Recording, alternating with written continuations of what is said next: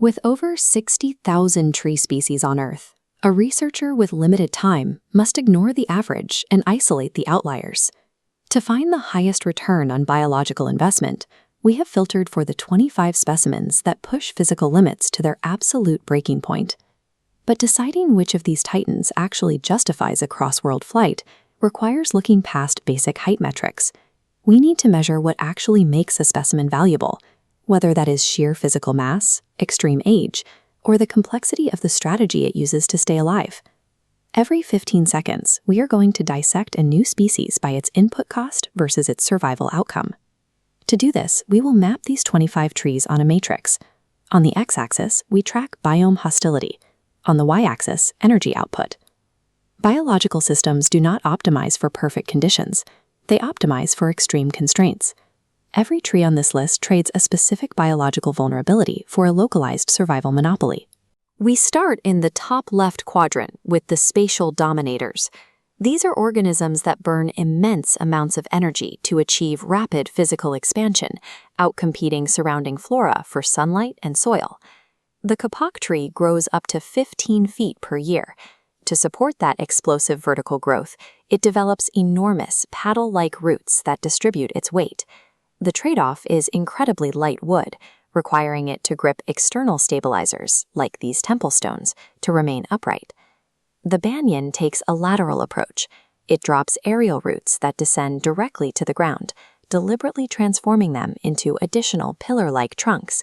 It sacrifices vertical height to expand horizontally, turning a single organism into a labyrinthine forest ecosystem.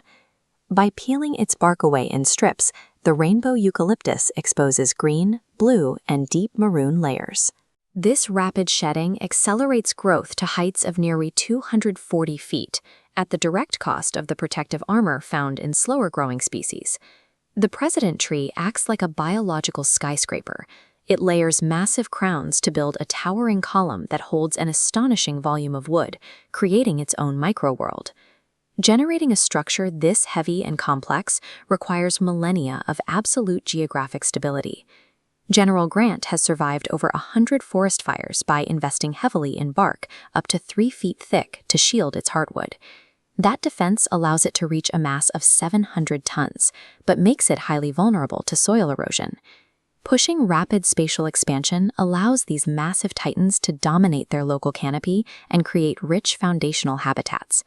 However, their immense mass leaves them uniquely susceptible to catastrophic structural failure the moment the ground beneath them shifts. Moving across the matrix brings us to the extreme defenders. These plants divert their energy away from raw physical size, investing instead in weaponization, heavy armor, or aggressive regeneration. The sandbox tree relies on kinetic tension. It generates cone-shaped spikes along its trunk and produces seed pods that explode, launching seeds at speeds exceeding 230 feet per second to secure territory.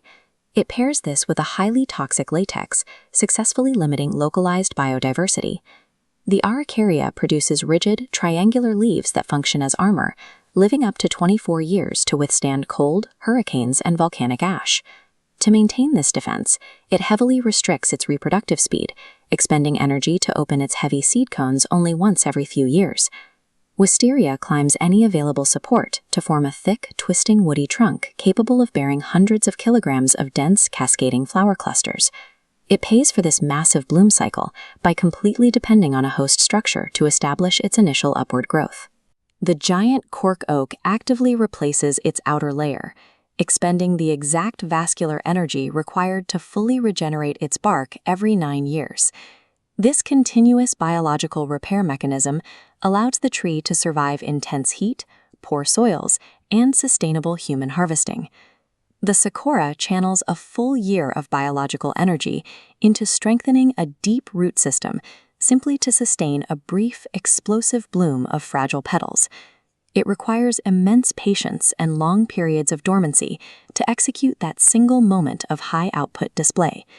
Extreme defensive investments guarantee individual longevity against highly specific threats, but that concentrated energy expenditure tightly restricts their flexibility, limiting their ability to migrate or reproduce quickly when broader environmental conditions change. The bottom right sector belongs to the time resistors. These species survive extreme environmental hostility through hyper-conservative growth, essentially dropping their biological activity so low they function more like living stone. The Methuselah pine achieves a 4,800-year lifespan by embracing extremely slow growth in freezing soil. It develops incredibly dense, rot-resistant wood, completely abandoning aesthetic symmetry to ensure every structural twist is a calculated response to the wind and cold. Granabuelo takes this further, condensing its annual rings so tightly that scientists require mathematical models to read them. This slow accumulation builds a decay-immune, 13-foot thick wall over 5,400 years, making it practically impossible to replace quickly if logged. Enduring over 3,000 years, the ancient olive has become a hollowed-out sculpture of interwoven cavities. It trades the strength of a solid core to rely entirely on its outer cambium layers, maintaining just enough vascular function to continue bearing fruit. The 800-year-old giant oak invested heavily in extending massive horizontal limbs to create its own expansive microworld canopy. That physical extension resulted in dozens of tons of lateral weight, requiring human-engineered structural supports today just to prevent total collapse. The Bowthorpe oak pushes energy conservation to an extreme limit. It allows its internal heartwood to rot completely, persisting through a thin vascular outer wall. It survives as a massive living shell, directly risking structural collapse to minimize the tissue it has to feed. The petrified trees of Africa represent the absolute endpoint of this strategy.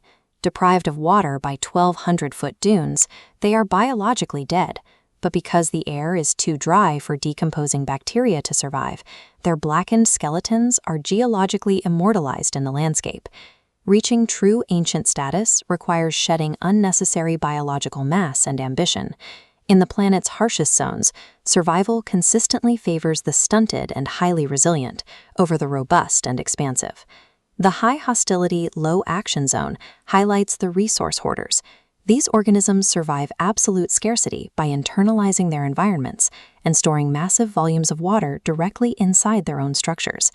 The baobab swells its massive, barrel-shaped trunks with thousands of liters of water to harmoniously wait out multi-year droughts. To maintain this immense internal reservoir, it prioritizes water storage over expanding its sparse, leafy branch crowns. Similarly, the bottle tree engineers a smooth, velvet-textured swollen trunk as a dedicated internal reservoir. To maintain proper water pressure and conserve moisture in arid Australian landscapes, it strictly limits its vertical growth to under 59 feet. The dragon's blood tree forms a distinct upside-down umbrella shape to catch rare moisture passing through the air, bleeding a thick red resin to protect itself from the scorching sun. The trade-off is a complete inability to migrate. It only survives in its highly specific alien landscape. Storing these volumes allow these species to bypass the local water table during multi-year droughts. However, this self-sufficiency relies on a specific internal pressure, locking these trees into a few rigid microclimates. The final portfolio sits in the mid-hostility zone, the architectural defiers. These plants directly alter their own physical geometry to conquer sheer cliffs, empty voids, and direct human interference. The suspended tree locks its root system into pure rock as the ground continuously erodes beneath it. It successfully supports tons of weight suspended over an empty void, but pays for this suspension with an inability to expand its root network laterally. The curved pines exhibit straight trunks that suddenly transform into perfect sweeping arcs at their base. While the exact natural anomaly that caused this remains unknown, the resulting structural curvature completely defies the vertical growth patterns of the surrounding flora. Over 250 years, the dark hedges have intertwined their crowns to collectively transform the space into a dense, solid tunnel. This deep interconnectedness means the individual trees are now highly vulnerable to wind damage if isolated from the group's barrier. The lone cypress roots into a tiny granite outcrop constantly battered by Pacific salt winds. It stabilizes a sheer cliff and refuses to erode, enduring a severe asymmetrical lean that drastically limits its total foliage. The bonsai endures strict human constraints. Through careful soil limitation, careful deliberate pruning, and wire shaping, it becomes a perfect miniature ecosystem.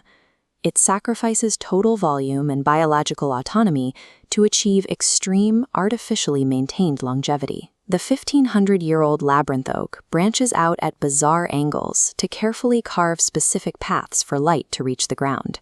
It requires a sprawling 600-square-yard footprint just to capture enough sunlight to sustain its complex, twisting structure. Architectural adaptation is the mechanism these trees use to colonize impossible topography. Their physical form is entirely dictated by the specific, non-negotiable terms of their survival. We map these survival profiles to 3 distinct observers. Historians need time resistors like Methuselah and Gran Abuelo. Biomimicry engineers study the baobab and sandbox tree for structural solutions. Extreme photographers seek spatial dominators like the kapoke and rainbow eucalyptus for sheer scale. A root system crushing a stone represents the culmination of this survival math. It is the physical manifestation of a trade-off, trading years of slow growth for the structural force needed to hold territory on an unforgiving planet.